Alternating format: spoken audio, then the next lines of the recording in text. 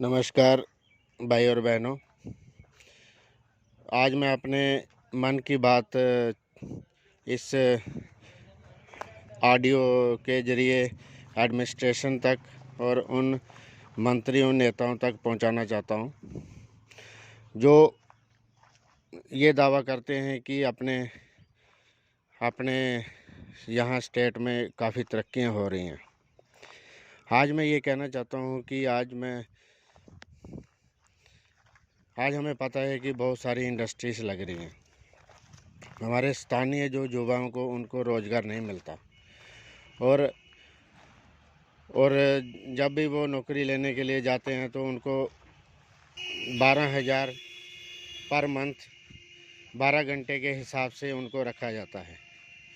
तो आज के ज़माने में, महंगाई के ज़माने में, अगर आप समझो कि नेता जो होते हैं, जो मंत्री होते हैं, उन्होंने कोई एंट्रेंस पास नहीं किया हुआ, उन्होंने सिर्फ आम जनता और वोटरों की सपोर्ट से वो आज नेता और मंत्री या अदर पोस्ट पे बने हुए हैं।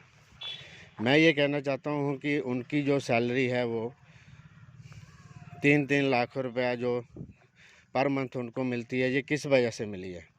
ये हमारे आम जनता, आम युवाओं की सपोर्ट से मिली हुई है। और जब हमारे स्थानीय युवाओं को नौकरी नहीं मिलेगी तो उनको अगर कंपनी में काम करने के लिए जाते हैं तो उनको बोला जाता है कि हम यहाँ लोकल को नहीं रखेंगे।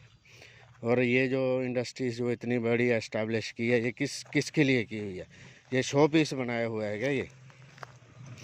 मैं एडमिनिस्ट्रेशन से मैं उन तमाम पॉलिटिक्स सेटअप से मैं अपील करता हूँ कि हमारे जो स्थानीय युवा है उनको रोज़गार दिया जाए, उनको नौकरी दी जाए, प्राइवेट सेक्टर में उनको नौकरी दी जाए। वो अगर मान लो कि वो ट्रेनिंग, उनके पास एक्सपीरियंस नहीं है, तो अगर हमारे यहाँ पे इंडस्ट्री लगाई हुई है तो उन युवाओं को 1 साल के लिए उनको ट्रेनिंग दी जाए।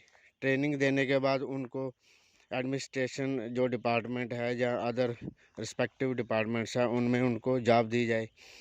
मेरा ये फोकस है कि आज के ज़माने में 12,000 12 घंटे का पर मंथ के हिसाब से जो सैलरी मिलती है, ये क्या सही है?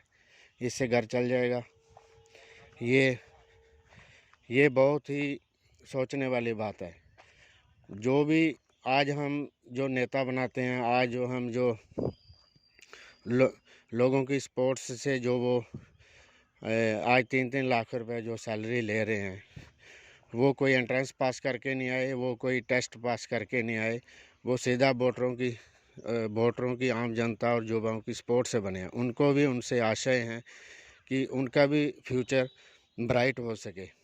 मैं ये चाहता हूँ कि हमारे जो स्थानीय इंडस्ट्रीज़ हैं, इनको बोला जाए कि ये 12 घंटे वाली जो सिस्टम है, ये सेटअप है, इसको चेंज किया जाए, इसको 8 घंटे के बेस पे इसको रेगुलाइजेशन किया जाए।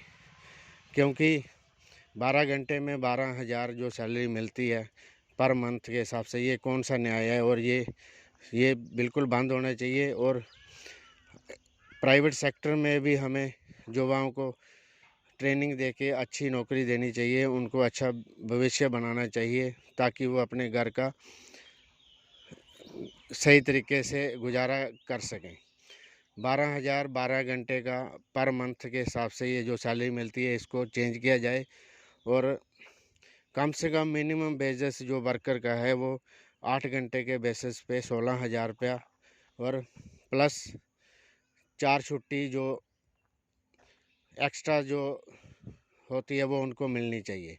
अगर कोई एक्स्ट्रा काम करता है तो उसको उससे ओवर टाइम उसको दिया जाए, कम से कम वो अपने घर का थोड़ा गुजारा तो सही तरीके से कर सके। अगर मान लो कि हम ये अपने युवाओं को ये सेटअप नहीं दे पाते हैं तो हमारे नेताओं का, मंत्रियों का बनने का कोई फ़ायदा नहीं है।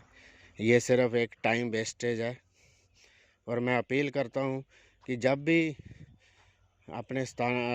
अपने मैं एक बात कहना चाहता हूँ कि जब मान लो कि हम नेता, मंत्री या बड़ी बड़ी पोस्टों में बैठे हुए हैं, जो एडमिनिस्ट्रेशन जो चला रहे हैं, जब वो खाना खाते हैं तो उनको ये याद नहीं आता है कि ये जो आज हमें खाना मिल रहा है ये किसकी वजह से मिल रहा है।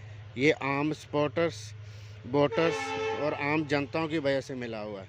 उनको आशाएं हैं कि हमारे भी युवा, हमारे जो पढ़े लिखे जो बच्चे हैं, उनका भी भविष्य बन सके। बड़ी बड़ी इंडस्ट्रीज लगाने से, बड़ा बड़ा सेटअप करने से ये इससे कुछ फ़ायदा नहीं होने वाला। इससे फ़ायदा तब होगा जब उनको नौकरी मिले, अच्छी सैलरी मिले।